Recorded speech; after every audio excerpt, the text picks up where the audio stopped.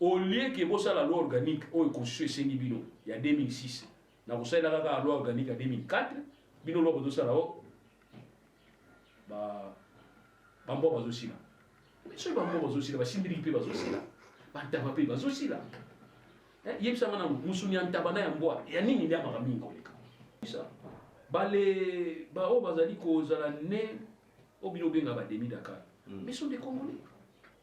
Vous voulez que demi Dakar là sur base. Non, on a dit sur base. Demi Dakar. Demi Dakar nyonso azali Congolais sur base ya loi organique au 2004. C'est une bonne loi. Oui, c'est une bonne loi. Alors, mais pour nous, peut vieux chami. On a beaucoup de vieux chami. Donc, yo le mot aussi, bourse ya Congo yo tanga na poto, potanga makambo banque centrale. Na place tout ça makasi to tia na banque centrale za la gouverneur. Yo ke mama loi chani, loi wana ya papa na maman. Nzambe na ngai. Bon, ça même mutama yele, tu peux penser à réfléchir. À réfléchir, mais toi accompagner to yebisa ye ke loi na yo avantage nango yango mais des avantages ça dans période oyote et ça doit bien non bien nango te on américain basé la caïda je me suis de fois libre biso ko no pillage ça na RDC ba ina ndako mo ko messi to ko soyi amaris ba ko soyi oh papa nini o ba ko so ngai papa nani o papa soda mboka na biso yo a détail et puis ça na loi organique. L'article 10 de la Constitution est le bipoye. Congolais azali o nyonso ko kuna ya fandaka na Congo na kati espace wa bengi région du Congo et tini za ki répertorié. Ce que tini na bino na kati za la gité. Ça la calme. Fanda tranquille. Ce qui ko na bino azo se reconnaître comme Congolais, fanda calme, fanda tranquille. Ozana possibilité ko koma Congolais na ko senga ka naturalisation. Au sengi ba péché. Mais bah émission comme vous allez combiner la condition et critères comme président tika ba o ba kotama tata mama congolais baza ba président ni nyama beza nazo mania ma beza.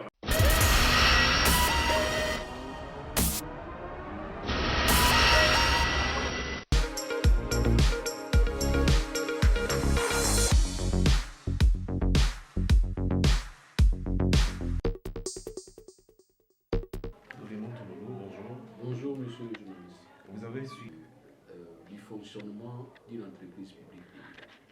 Commencez par vous poser cette question. Si vous posez très bien la question, vous allez reconnaître qu'une entreprise publique de l'État a des pouvoirs dans le cadre des contrôles. Nous avons le pouvoir du titre technique et du titre de la tutelle technique et plutôt de la tutelle administrative.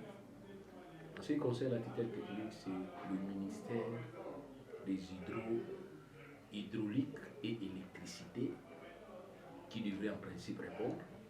Et aussi nous avons la tutelle administrative qui est le ministère du portefeuille.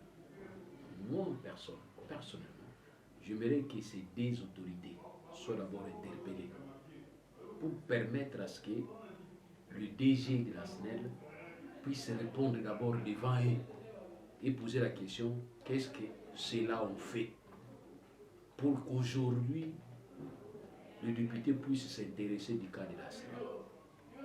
C'est ainsi que vous allez remarquer, on nous parle du pouvoir exécutif. Donc c'est le pouvoir exécutif qui doit d'abord commencer par mettre en œuvre la politique du gouvernement en matière d'électricité. Si nous n'arrivons pas à bien distinguer les choses, nous allons commencer à donner les kinis à une personne qui a de la diarrhée. Et vous allez prétendre, vous allez souhaiter que cette personne se guérisse. Non, nous n'aurons que des morts.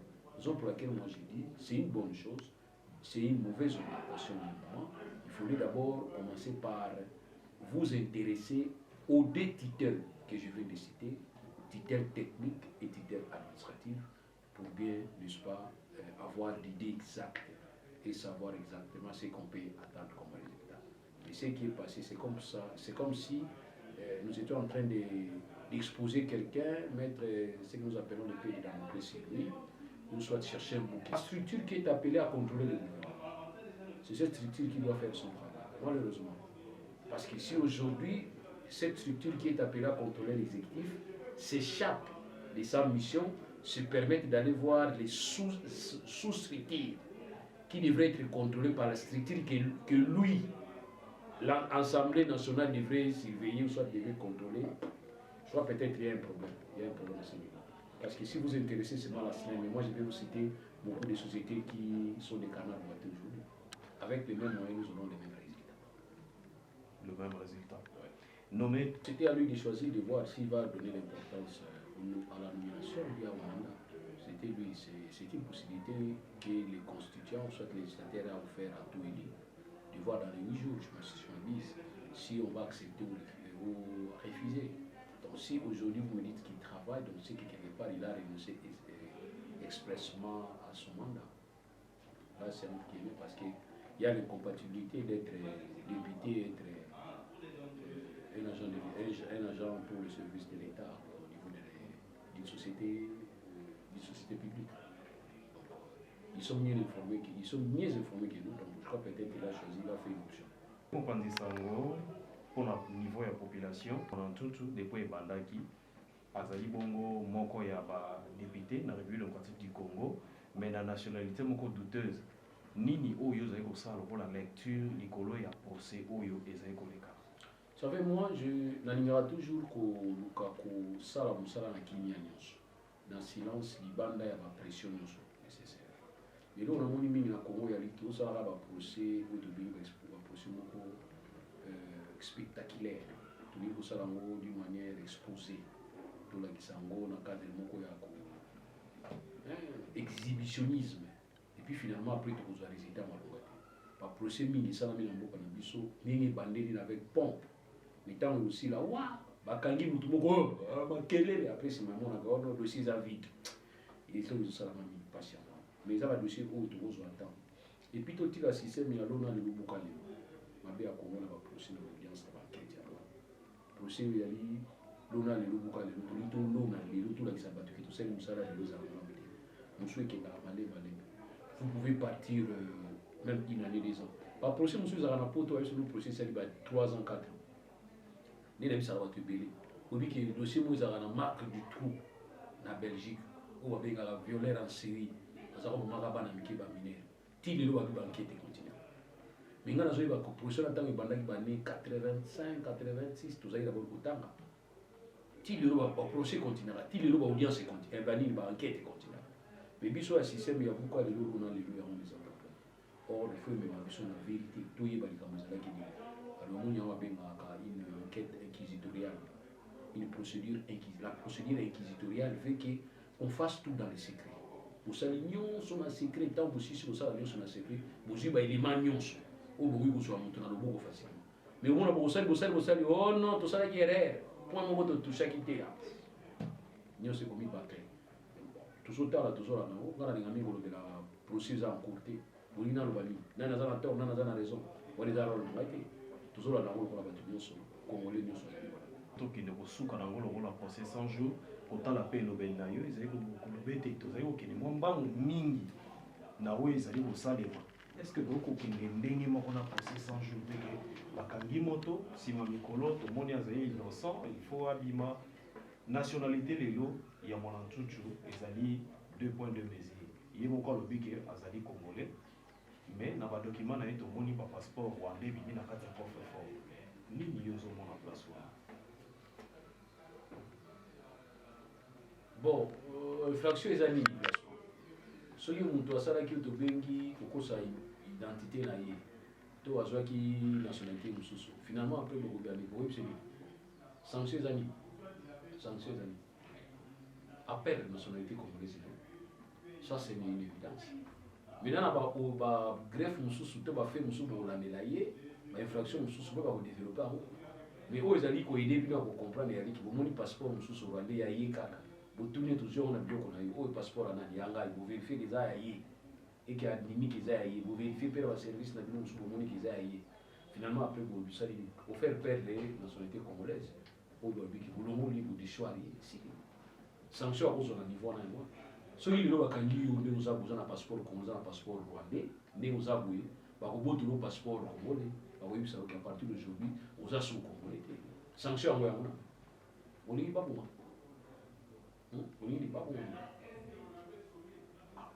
mais mingi baza na passeport canadien américain omona te aza ministre bakangi mais akimi na ambassade ya Canada omona no te moko balandaka akimi mbango asaute na ambassade ya Canada akoti tone kozwa ye boabi oh non non non non non c'est un sujet canadien oh mais ministre na biso kozopongela biso kuna ezaka yango te parce que na Congo eza na problème ke ngaso na lingi te na lingi na lukilo problème na nyonso c'est ça le vrai problème mais il y a des gens où bazalia baza na ba passeport na bango américain bazelaka aida je me suis de fani boye biso ko no pillage au ça na RDC bayi na ndako moko ko monsieur to ko soyi amarius ba ko soyi oh papa nini o ba ko so ngai papa nani o papa soda mboka na biso mindele ba soda mboka na yo voilà donc pour dire qu'il y a beaucoup ba te belé c'est ainsi moi là-bas qui développé que tout ça tout possible tout bon ça peut nationalité na biso comment voulez-vous comprendre qu'aujourd'hui quand vous évoquez l'histoire de la nationalité vous vous référez à la constitution de 2006 mais quand vous évoquez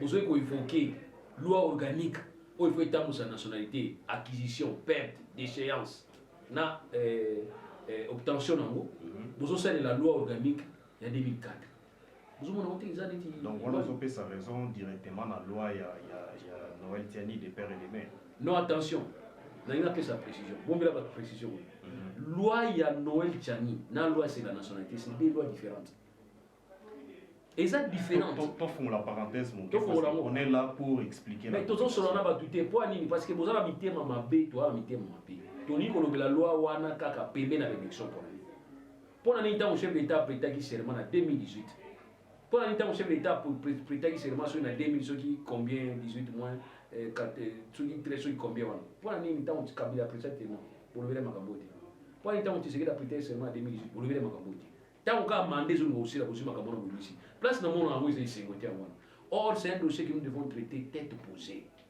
les scientifiques les historiens les juristes les économistes les anthropologues les sociologues oui tout nyonso bafandi o bato mayela mboka bafandi bango nyonso tobali kolobela siko loi ya nationalité tant aussi siko kolobela makambo loi ya nationalité tozwi yango totiki ba recommandation epai ya ba décideur comme ça décision euti kuna mais au bino zanga so ko nga première élection ka allez loi Tchani et bandi oh loi Nino et bandi non la loi Tchani et la loi sur la nationalité deux lois différentes et ça bobalisa te bobalisa moté ni balisa te oh ya loi Tchani et sa loi proposition à loi on peut développer il y a dire et à dire c'est tout à fait normal là où il y a des gens dans la société il y a débat donnez-moi tout loulou est-ce que y a contenu la loi ya Noël Tiani quelques lignes oh bonjour maman de père et de mère y a monté yango on a contenu quelques lignes nango quand yango de père et de mère des pères et de mères qui paient poste qu'est-ce que ça a à voir dans la nationalité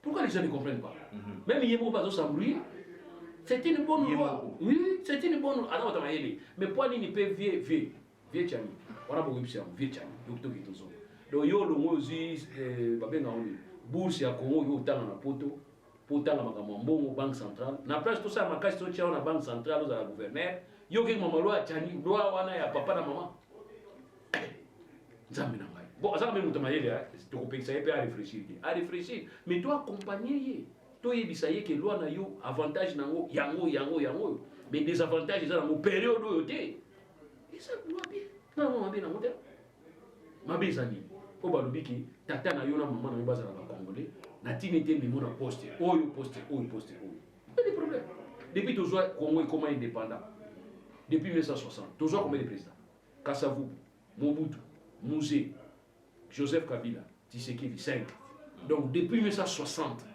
il est toujours qu'à 5 présidents yo comme président congolais atoko tata mon maman Mobutu tata congolais maman congolais mukoni yo comme président bokanza wote Etienne Tshisekedi to bundi akomi pembe na comme président TV comme président donc bino bozo kala galo donc bino ya pe bino soko comme tata maman bogomba président non to préparer bato ngala zaka très clair na ngo préparer bato koyebisa mutu ata tobundi na loi tata na mama tokomisa ngo ndenge wana yebaki biso nyonso koma baprésident te mais ce qui est important kolobaki eza loi moko ya koaplaudir kolobaki oui totya yango soki yango ekomema kimia mais nga nazoloba mingi na loi ya nationalité elobi boye il faut que loi moko organique oyo ekoyeba kopesa badétail ya loi ya monene parce que la constitution ne donne que des grandes lignes et des petites lignes ou à détail epesamaka na loi organique l'article 10 de la constitution est le boye congolais azali oyo nyonso koko na ye afandaka na Congo na kati espace oyo babengi république du Congo etini ezalaki répertorié soki etini na bino na kati ezalaki te zala calme fanda tranquille soki koko na bino azose reconnaître comme congolais te fanda calme fanda tranquille oza na possibilité ya kokoma congolais na kosengaka naturalisation osengi bapesi yo mais bayebi so comme ozali kobima na condition ya critère ya kokoma président tika ba oyo babotama tata mama congolais bazala baprésident nini ya mabe eza nazomona nini ya mabe ozala te sikoyo difficulté toza nango ezali ezali loi organique na biso loi organique na biso oleki tosala la loi organique oyo ezali ya 2006 mais toyei kosala la loi organique oyo ezali ya 2003 et cette loi organique ezalaki taillée sur mesure par rapport à crainte oyo tozalaki nango na 2003 na Sun City elobi boye bandeko na nga peut-être bozoyeba te et congolais tout citoyen oyo abotami na tata na parent ta moko oyo azali congolais moko nazobi so te donc ça dit soki chinois tababi abotami na tata ata parent ta moko oyo azali congolais ye aza congolais ene congolais ene congolais est-ce que vous comprenez où est-ce la difficulté place où est-ce la difficulté donc pour dire qu'on ne peut pas empêcher un citoyen qui est né congolais à occuper tel poste et tel poste. Ça devient un problème. Mais dans le poste, wana loi ya kala ya Mobutu na tanga ibabike pour na cause la président ya République Mouvement Populaire de la Révolution, faut la tata na mama. Dans la Bible. Tous zoni sango na contexte ya lelo. Parce que contexte ya kala so tous zoni na contexte ya kala na biba to babike banda ta Mobutu yelaka. Pour la cause la président de la République, il faut la président du parti politique. Il y a un père. Un père est là. Et c'est Koufa. Toi, c'est un contexte. Tu as un contexte. Peut-être constitué à temps où on qui a battu la poste à président, n'a pas payé ça quand on a président et un père. Donc, c'est que tu as un contexte. Tu as un contexte. Oh, nous sommes là. Tata na ye, maman na ye, ou azali congolais, a oui occupé poste. Tu vas réfléchir. Tout ça yango pona nini ta ba réseau yango to motiver yango to tel exemple ba ndeko mosusu to si exemple na Israël pays nyonso ezaka na instabilité za pays oyo kanga rapporte so ba beyi ko kanga porte nona to bongisa bale ba o bazali ko zala ne obino benga ba demi Dakar mais sont des Congolais boli ki demi Dakar za sur base to tangata ba Congo non na bi sur base Demi Dakar nyonso azali congolais sur base ya loi organique au tozo salé en 2004. Et le que congolais citoyen nyonso abotami na parent ata moko congolais azali congolais. Tozo ni na dossier ya mwana. Siko bino ne boye ko binisa ngo ko bake force na siko de père et de mère.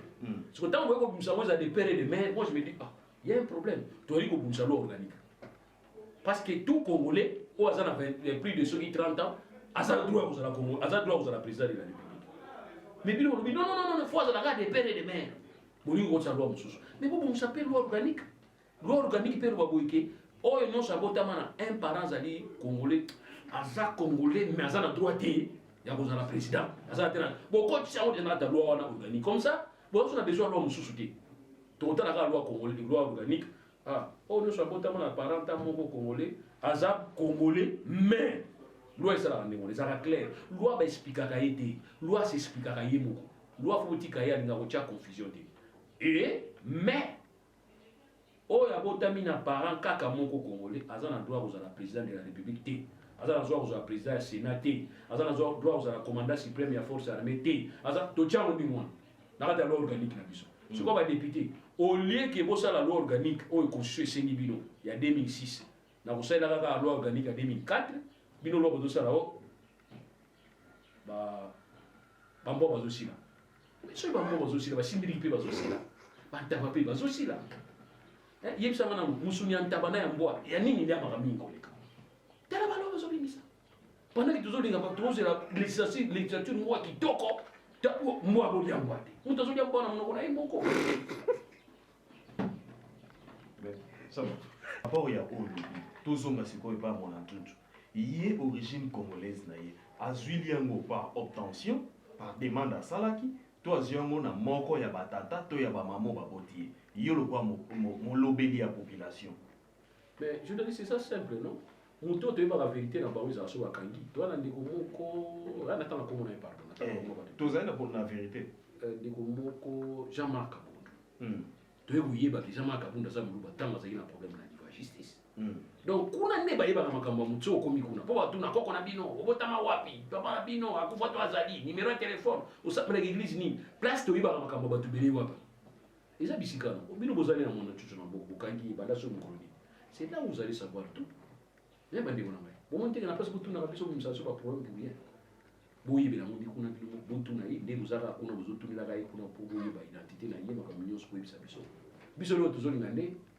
na kombo na biso justice ezala rendu c'est au nom du peuple ezala exécuté au nom du chef de l'état c'est ça que nous voulons au nom du peuple est-ce que le peuple a trouvé place na ye na nyonso ezosalema ah mais de tout ce qui se passe dans les tribunaux barandanga au nom du peuple c'est ce que la constitution a dit moi je me limite là dans un comme au nom du peuple voilà tout ce qui est rendu là c'est biso biso au nom du peuple exécuté au nom du chef de l'état point car biso peuple doit rendre justice so tiens na compte na biso malamu mais ce qui est vrai de konanga les loza na bana bakenda na classe moi j'ai des enfants ça na moi na ngaza na 9 ans dans la classe so il les ça c'est bani ko beta na ville ya Kinshasa les perdants c'est moi on a mal à l'aise ezanga alors moi je ne peux pas accepter que moi na ngaza na difficulté est-ce que vous comprenez donc pour dire que na lingi kimia alors ce balobi que mutu tel bazolanda ye pour na compte ya sécurité de l'état et sécurité azotia et que bazolanda la ye bosambisa ye so baza na tort so baza na raison moi je ne peux pas commencer à nazala au contredire makambo azosala pendant que naza na preuve contraire te motuna moko afa tokwena mais non futi mbongo naona dégérade futi mbongo na dégérade opesi justification pas ministre intérieur que je vais avoir une garde pour na et puis ouais biso kino futa notre perception na yo futi bakoki kopesa oyo temps de garde lolengo osengeli mbongo na yo kaka babi elima moko eza $1000 opesaka chaque année $1000 so osengi 10 bapesi yo 10 oui ozolaka mbongo na ye kaka opesi situation et surtout kazalaki mpe autorité boyebi non azalaki autorité azalaki une personnalité VIP aussi sikoyo bakobatela comme ministre et puis je ne vous dis pas il était na démarche ebele ya mboka le moment il était avec beaucoup de gens. Il avait beaucoup de gens autour de lui. Il avait côtoyé, image ça. Alors les gens ont écouté à se défendre. Voilà. Situation sécuritaire, il y a Est République démocratique du Congo, chef de l'État, sali diplomatie. Outa guerre ya Est Bandaki, Bunagana Liloto, Kene Malembe, 253 jours à peu près. Selon ma calcul, la biso. Il y a EAC, enfin il y a EAC balobi que bango baye mais bazan neutre. Est-ce que pour nous rebondir en mboka moko par rapport il y a ennemi na bango il faut qu'on soit neutre pour tout faut qu'on soit position moko exact. L'échec na yo so ko se faire accompagner na muto azan net. Ta bazo beta yo azo ta ko azan net. Donc le coup table na bato bazali ki so bazo beta yo bazo kota to bazo kabola bitumba. Wana zeli. Mais bazo boxer au bout. Na azan net na kota na bato te mutane na tamu na. Donc directement au PC bango position mo na Monisco. Mais qu'est-ce que ça va? Il y a autant de gens est-ce que tu peux comprendre ça? Moi je ne comprends pas ça. Comment on doit quitter Mboka na Biloya ou comment net na Mboka na biso place pour bato? Est-ce que tu peux comprendre ça? Il y en a qui faut bango ba yeba nini ba solo laki. Il y en a qui gouvernement ba ba éclairer si na ni ministre il y en a il y a défense ba ga obenga ba ministre de la défense de la région. Il y a EAC na bango so EAC na bango ba fanda bisika moko batandi ba osala pour ba ko position. Donc à comprendre qu'ils ont raté. Bazo boxinga après bisinga konga na zaranete na kabula bitumba batuté. Na otala kaka. Donc on veut que le comme une taille pour attaquer non ko kende lisu na ba diplomatie ebele. En tout cas tant de conseils que c'est la limite. Et combien de temps on va attaquer, combien de temps on va se défendre parce que l'attaque c'est la défense est une bonne attaque aussi. Donc nous devons voir comment dans la musique possible. Pardon, là, j'avais le bon avec moi, bombardé pour moi, tu y quelqu'un m'a zolé, avec moi, ils ont écouté. Tu y as écouté. Oui, on est bien. Vous bombardez par la mort, vous avez zolé, vous avez zolé, vous avez zolé. Vous avez zolé, vous avez zolé. Est-ce que ça va aller? Non. Voilà. Merci beaucoup. Au moment où tu as la vie, moto ya ina yo, ato pesi esaki ya mbongo. conseil nazo pesa bino fungola matoi. Quand quelqu'un ne t'aime pas, moto asepela kana yote. Moto alingi yote azana motema likundu. Boye baga jeune nyonso ozali jeune oleki 25 ans. Ozana ba 30 ans ozokende. Ozape elenge kaka 18 ans. Soko moni jeune aza motema mabe makasi. C'est kaza stagiaire professionnel azoluka komande ndoki. Ozala motema mabe zande kosala ko stage professionnel po komande ndoki. Étape yo ko matana grade za kindoki. Po toko comprendre to za elenge moza motema mabe.